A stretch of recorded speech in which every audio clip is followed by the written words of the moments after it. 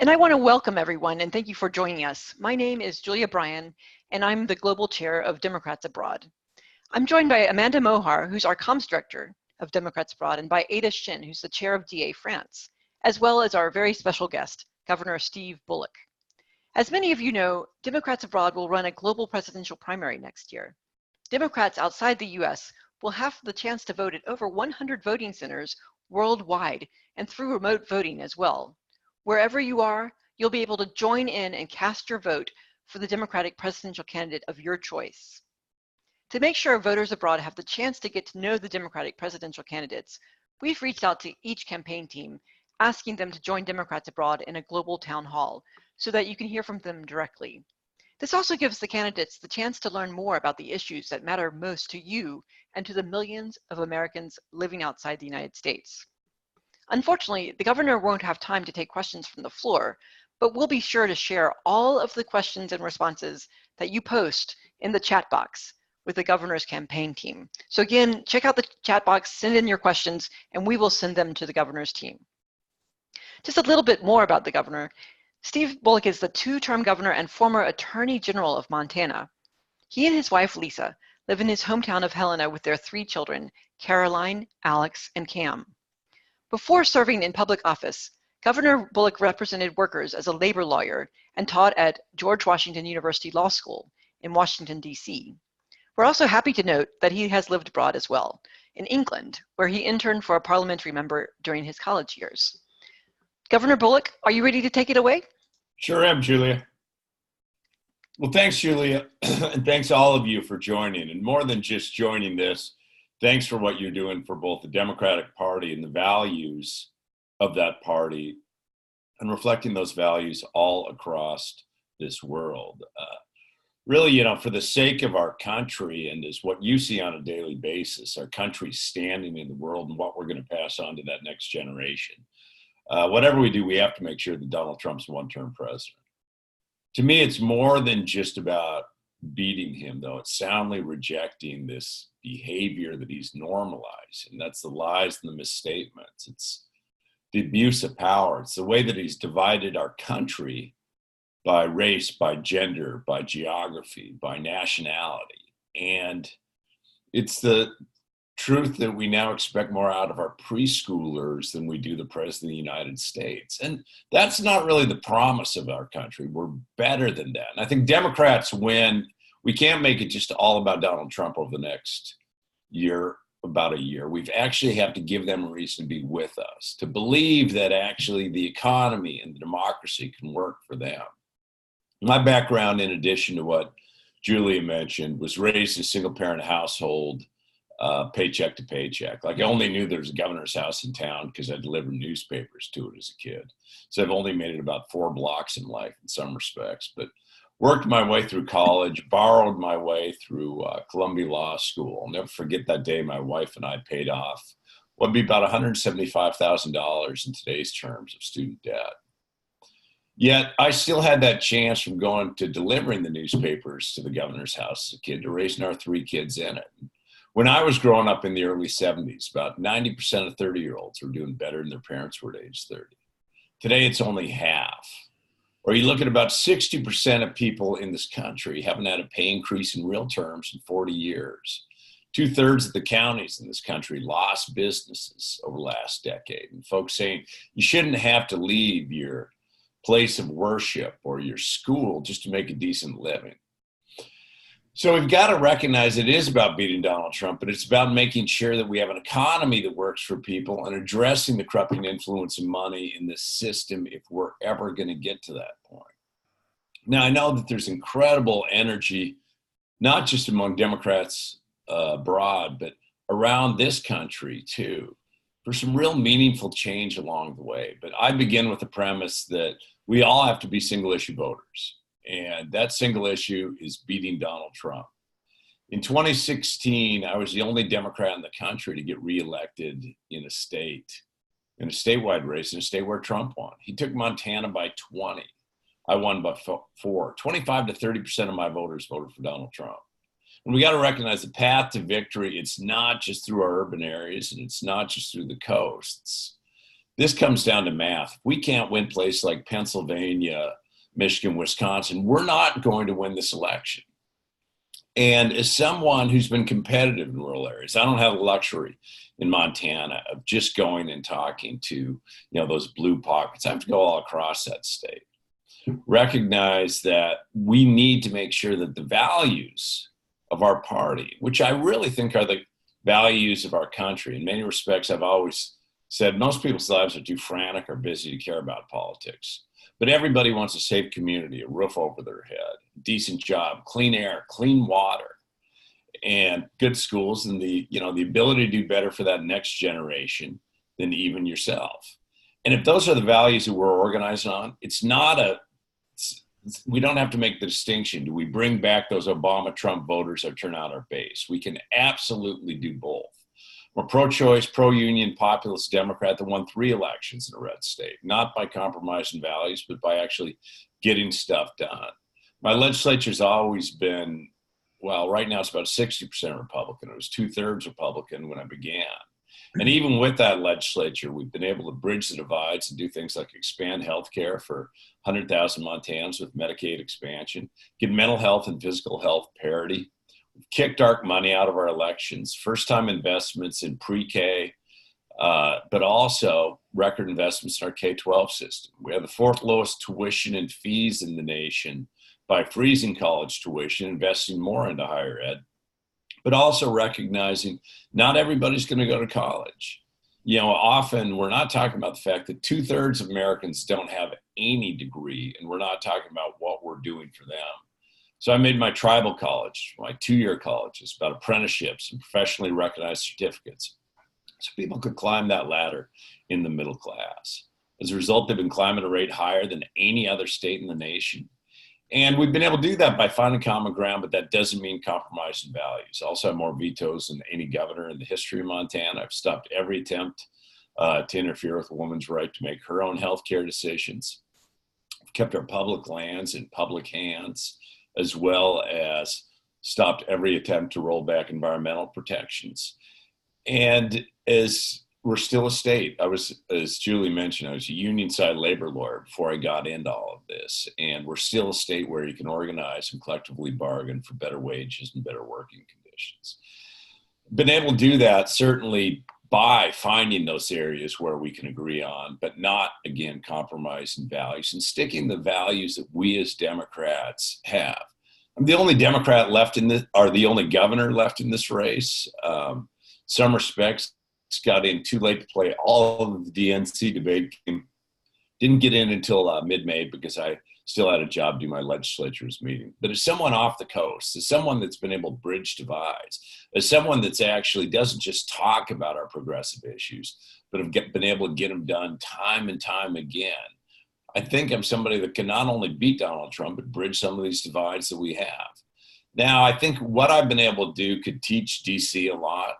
I don't really recognize, though, if we don't address what's holding us back in so many respects, and that's a corrupting influence of money in our system, all the things that Democrats are talking about this cycle, it's really just going to be talk. Think about when Lindsey Graham literally says we have to get these tax cuts through at the same time that over 40% of Americans wouldn't have $400 in the bank account if they had a medical emergency or the car broke down. Or we pay more in the U.S. for prescription drugs than any country in the world, and we have very little to show for it. Generation of workers have been replaced by contract workers at the same time the union membership's half of what it was in the 80s. Or even that oil companies are doing pretty darn good, and the Republican Party is now literally the only political party of significance in the world that does acknowledge that climate change is impacted by humans and we have to do something about it. So unless we're going to address the incentives in this system, this post-Citizens United world, everything else we're talking about is going to be that much more difficult. And I don't think that's an insurmountable barrier. I was Attorney General when that case Citizens United came up. And if you don't know about it, equated corporations, people, and money with speech. Every state in the country after that said, game over. There's nothing we can do. And even Democrats controlled both House Congress and the White House. Folks gave speeches about it. They talked about it. But at the end of the day, there wasn't, they said game over, essentially. Montana had this history of corporate corruption where in the early 1900s that, even on our newspaper said the greatest living issue confronting us today is whether corporations shall control the people or the people shall control the corporations, because it was wealthy copper barons, copper kings that controlled every local, state, and federal election.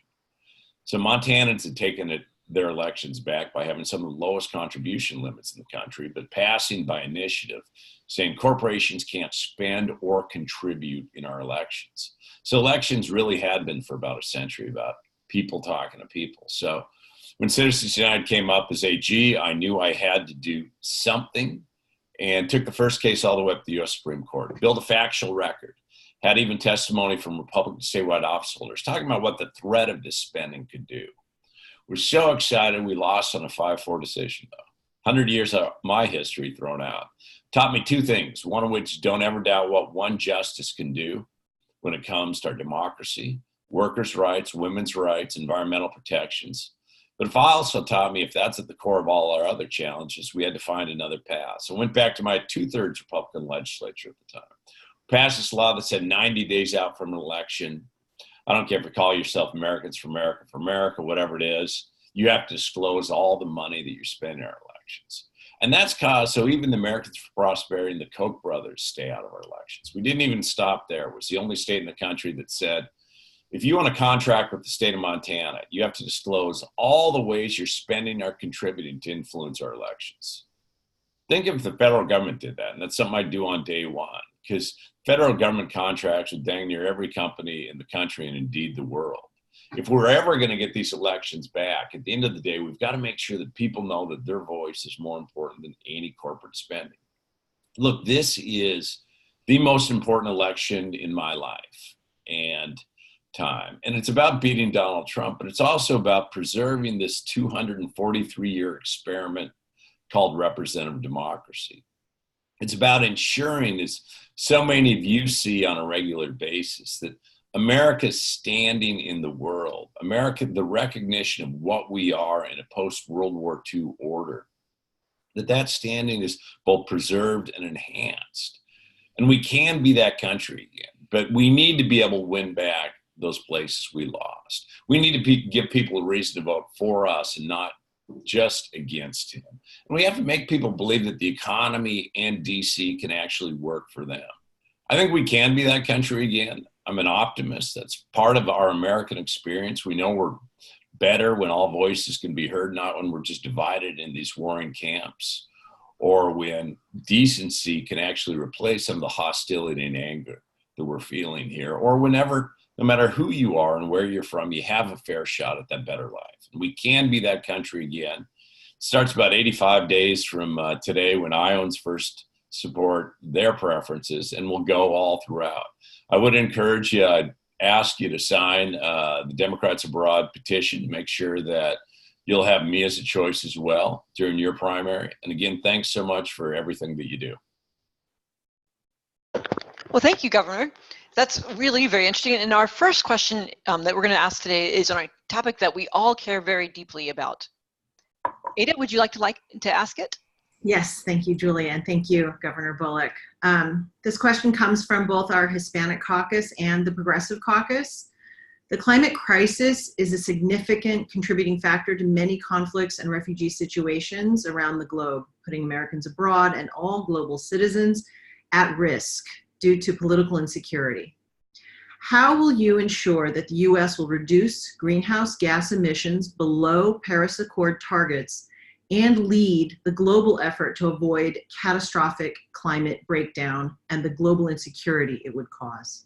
Yeah, and thanks, Ada. And it is unfortunate that it's states like mine now that are leading, as you know, it's the states that are actually meeting the Paris commitments rather than the federal government. And, you know, it's certainly not just the climate refugees. I come from the West. Our fire seasons are 78 days longer than they were 40 years ago. Wow. Spent a lot of time in Iowa where they've had record flooding and challenges. And all throughout our country, actually even growing seasons are different. The IPCC says, right, we have to be carbon neutral as a world by 2050. I think that we could get to the US at net zero by 2040 or even earlier. And the first steps are pretty darn easy, right? You can't do this as an individual country or as an individual state. Day one is certainly rejoining Paris and actually funding its commitments. The only way we're going to get there is by actually working globally together. Day two in the US, not even the auto industry wanted to remove these, the fuel efficiency standards. An easy thing to roll back. I think on the third day, the federal government has a significant role just in its actions to address climate. Thinking about from the perspective of our land-based agencies, I'd task the Bureau of Land Management and our Forest Service to say, I want to be carbon neutral, net zero emissions by 2030 on all of our federal lands. And you certainly could do that because it also provides a carbon sink our federal lands do. Right. But I think then that's where the real work begins, because you can't solve climate change just by executive order. Mm-hmm. And we've got to recognize, we forget that the first George H.W. Bush said when he was president, I'm going to address the greenhouse effect with the White House effect. I mean, here was a Republican president that said, we'll lead from the top on climate. Even Newt Gingrich, when he was speaker, talked about the need to address climate change. But because of the corrupting influence of money in the system, as I noted, the Republican Party literally is the only political party of significance in the world that's not acknowledging that climate change is real. So I think that we have to talk about it. It's an absolute climate crisis. But we also have to talk about it as a climate opportunity going forward.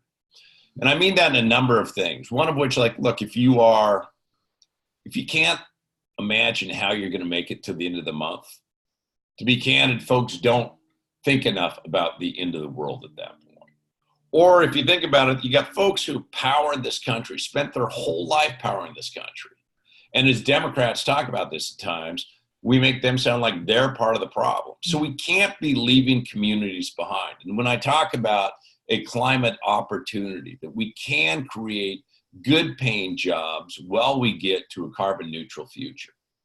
The federal government has such a significant role to play in this. Can't solve it alone, but can be the partner in every step of the way. Federal investments in infrastructure, like through the West, the most antiquated piece of machinery in the West is probably the grid. And you think about that, I've doubled my wind, I've quadrupled my solar in Montana, but we don't even have the accessibility and affordability to put all the renewables online that we ought to be doing. Investments in research and technology. It's unbelievable that China owns more patents for clean energy than the US does at this point. Agriculture will have a significant role to play. Like UC Davis, as an example, did a study that said by just adding seaweed into some of the cattle feed, you could reduce methane production by about 52%, I think is what it was.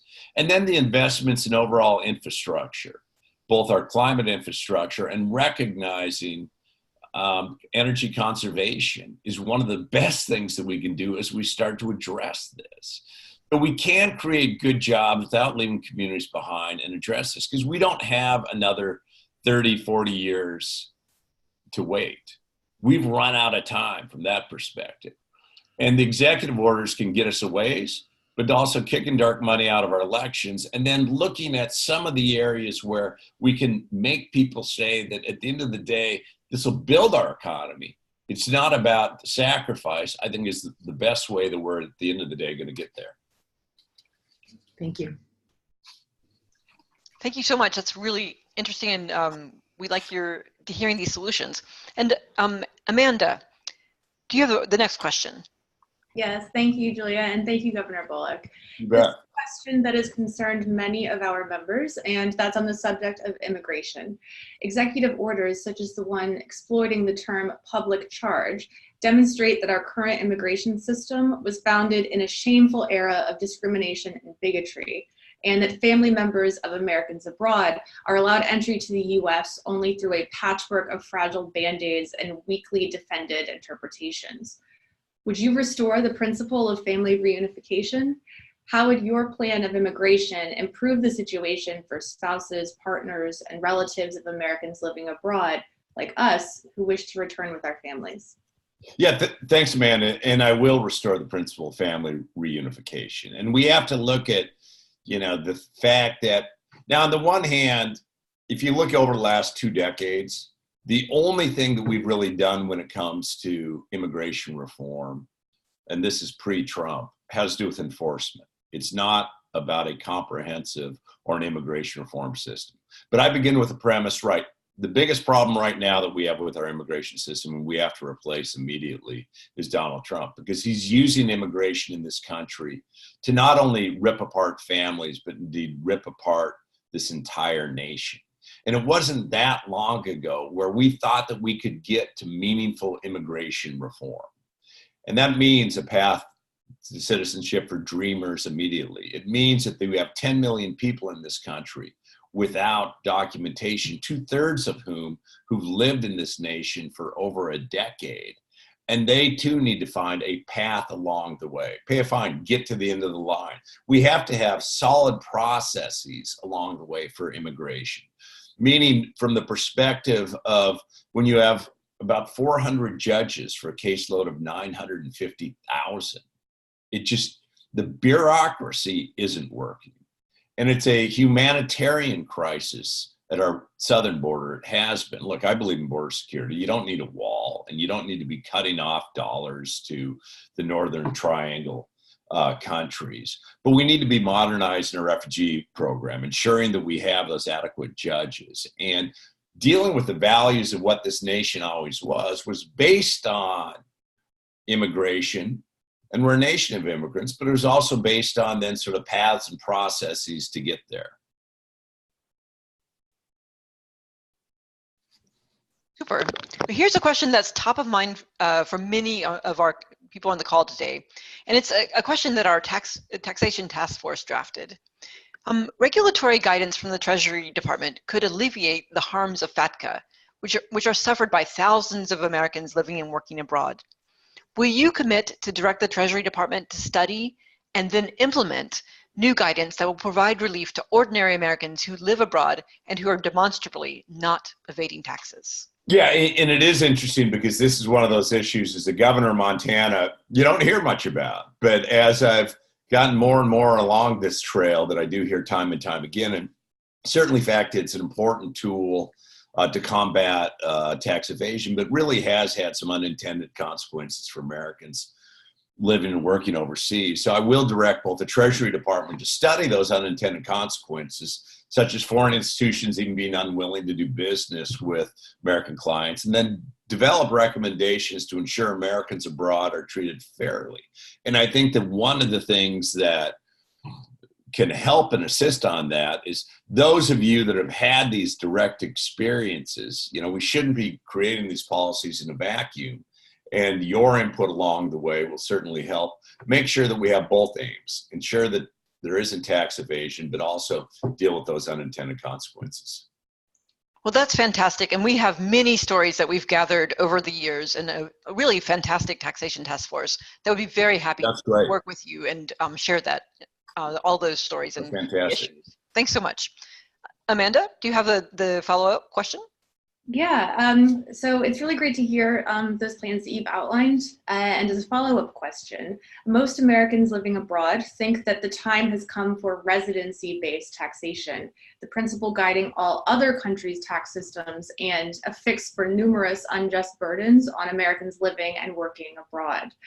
There are bipartisan revenue-neutral proposals to implement RBT that include robust provisions to protect the law from abuse by tax evaders. All we need is a moment of leadership to get this done. Will you be that leader? Well, man, I certainly will have Treasury look into it. And what I like about that as well, too, is you say that they're revenue-neutral proposals, so ways to figure out that it is one where it ends up fair, but we'll definitely have Treasury look into residency-based taxation and the revenue-neutral proposals and see what would be best and hope that we can actually move some things through Congress. Excellent. Thank you so much. That's great to hear. And I'm sure everyone is really keen to hear that answer. Our next question is also about our experiences living abroad, and it's about healthcare. Ada, would you like to ask that question? Yes, thanks very much. In a 2019 survey of Americans living abroad, Democrats Abroad found that 2.2% cited their reason for living abroad as affordable health care. These numbers include healthcare refugees who cannot afford to return to live in the US due to the high cost of healthcare and the threat of bankruptcy due to illness. Under your healthcare plan, will Americans currently abroad at all income levels and states of health be able to return to live in the United States and receive quality, affordable, accessible healthcare for their families at a reasonable cost and without threat of bankruptcy? Thanks, Julia. And yet, I mean, as you see on a regular basis, like we are the only industrialized nation in the world where affordable, accessible healthcare isn't a right.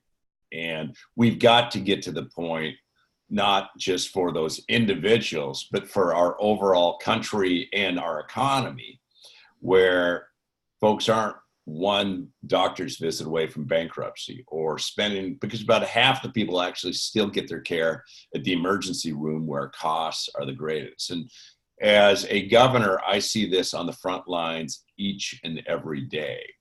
An example, like when we expanded Medicaid in 2015, we saw of the 100,000 people that got health care, that about 40,000 are now getting mental health care as well. Over 10,000 substance use disorder treatment. So it's that preventative efforts and those opportunities that really provide the opportunities for everyone to thrive.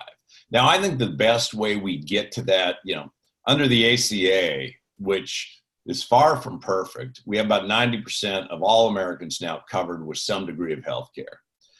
For the other 10%, look, if you even expanded Medicaid in the 22 states that have it, and you auto-enrolled people in exchange with some subsidies, you'd get to 100%. Now, that does not mean that you still have affordable care for everyone, though. And step one for me would be a public option, being able to buy in competition with private industry.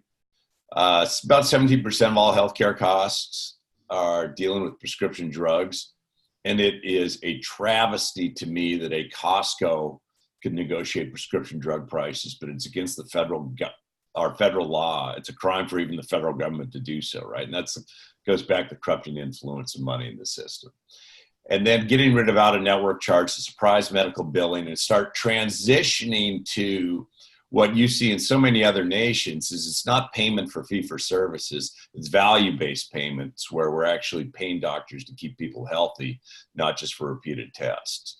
I think that we as Democrats have to say the aspiration and the goal, and we have to get there, is affordable, accessible care for everyone. I personally don't think that the best way to get there is to completely say we're going to get rid of our overall system today and go for Medicare for all. And I say that for a couple different reasons. One of which, in some respects, the biggest move that we had made since Medicare was the ACA. And building on that instead of starting over from the perspective of the moment that we say we're going to take away healthcare from the 156 million people that have employer-sponsored care, where we've always fallen short from a political side in the past. Hillary Care in 94 is all about what was going to be taken away from you. When Newt Gingrich wanted to roll back Medicare, it was what was going to be taken away from you. And I think the challenges of the best way to get there is actually to build on what we have, not say we're going to start all over. That, to me, isn't the best policy. It's also not the best politics if we actually want to win this election.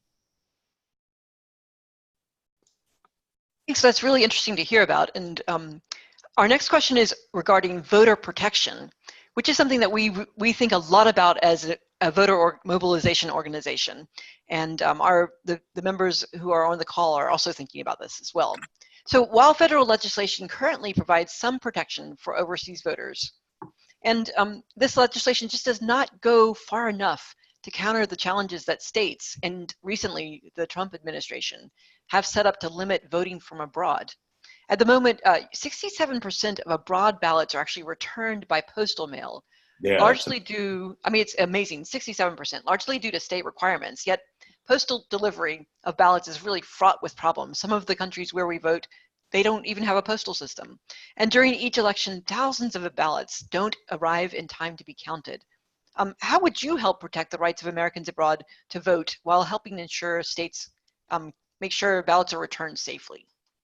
Yeah, and it's a travesty in as much as it's not just Americans abroad. Like you look at, so over the last few years, 25 states have made it actually harder to exercise your franchise than easier. And that's everything from, you could be in South Dakota where they're no longer accepting tribal identification, or making it that much, there's only 17 states that have a form of no excuse absentee voting and early voting along the way.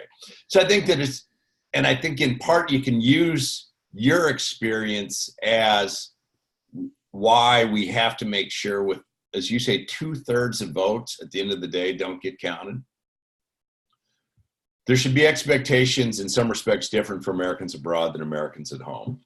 And the Americans for abroad is at a time of postmarking, absolutely. Even if it comes in much later, it's going to be counted. We have to get to the point where you can exercise a franchise safely and securely, but it may even be beyond necessarily the paper ballot system for those living abroad, as long as that we have the accountability in the pieces. And I think that the federal government at some point needs to overall, look, as a governor, as someone that recognizes there's shared powers between the federal and state government, very strong on thoughts of federalism. But when it comes to getting to exercise the franchise, doing things like ensuring that you have no excuse, absentee balloting at least 30 days before, like we do in Montana. We have same-day registration. Getting to the point where the intent is when it's postmarked, not otherwise. It doesn't have to actually be there by that day. Improving language access to voting, because it's not a privilege solely for those who've learned English, right? It's the right of all of our citizens. And even because we've seen a diminution in the US of polling sites consolidating more and more. So there are unique challenges for those abroad, and we should start taking a look at, I would empower a federal commission to explore internet-based voting if we had the security measures along the way, and really start investing in our 21st century technology, because just because you're living or working overseas as an American citizen, we can't allow your voice to be disinvested and disenfranchised from the system. Thank you so much, and we'd be really delighted to work with you on fine-tuning those solutions. Oh, that'd be great. And thank you again. Thank you so much for joining us today. We really appreciate you taking the time to dig into a few of the questions that we deeply care about. But before we sign off, I just want to remind everyone on the call that Governor Bullock's petition is on the DA website at www.democratsabroad.org/Bullock. That's www.democratsabroad.org/Bullock. Governor, would you like to add a last word? Yeah, no, I just appreciate you all for taking the time to join or looking at it at the website. Thanks for all that you do to maintain both a passion for our party and our country all across the world. I'd encourage you could dig in a little bit deeper at stevebullock.com, that has both the policy positions. Would love if you joined the team, and please do also make sure to sign the petition at democratsabroad.org/Bullock, and recognize that we need to make sure that, because whoever wins this election, and first we have to make sure Democrat does, but there's going to be deep divides in this country afterwards. We have to make sure we nominate somebody who could actually win the places that we lost, and also start addressing some of those deep divides. I'm in it because I do believe that I can do so, and I appreciate you all giving me the time this morning. Well, we really appreciate your time. And I also want to just thank you one more time and thank everyone who joined the call. We will have more calls shortly. And again, please, everyone, go and sign the petition so we can make sure the governor is on the ballot. And we're happy to have you. Thank you, everybody. Amanda? Amanda, you're muted. Thanks, Amanda. Julia, and thanks, Ada, and thank you, Governor Bullock. I hope you all have enjoyed our global town hall with the governor as much as I did. Your support goes a long way. Please visit democratsabroad.org/donate so that we can continue bringing more events like these to Americans around the world. We'd also love for your support as a volunteer. Next year, it's going to be all hands on deck. So sign up at democratsabroad.org/volunteer to get involved. New and first-time volunteers are very welcome. With that, we're going to be ending the call. So thanks again to Governor Bullock and to all of you for joining. Thanks, everyone. Ciao, everyone. See you on the next call.